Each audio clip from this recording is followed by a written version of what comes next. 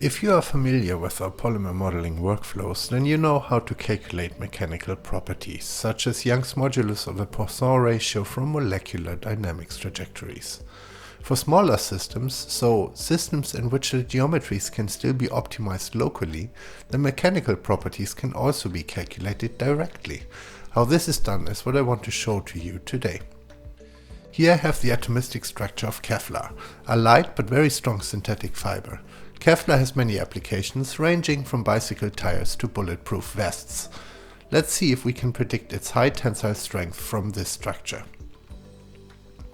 For this calculation, we could employ different compute engines, from tight binding quantum mechanical calculations to force fields, but we shall choose one of the new machine learning potentials ANI-2X for this demonstration. I will put a link to the ML potentials documentation as well as a small video introduction in the YouTube video description if you would like to find out more about ML potentials. The elastic tensor calculation requires a well-converged geometry. To optimize the geometry, including the lattice with tight optimization settings, first set the task to optimization.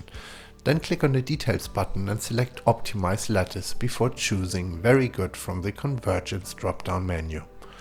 Now all we have to do is to go to Properties, Phonons and Elastic Tensor and request the elastic tensor to be computed at the end of the geometry optimization. The calculation will only take 1 or 2 minutes and most of the time is spent optimizing the geometry. Now I don't have a proper graphics card in this computer, but if I had, I could also run the calculation on the GPU with just a click and save even more time. Once the calculation is finished, you can find the results in the output file. The Young's modulus is well within the reported experimental range and compares very well to previous but slower quantum mechanical tight binding calculations.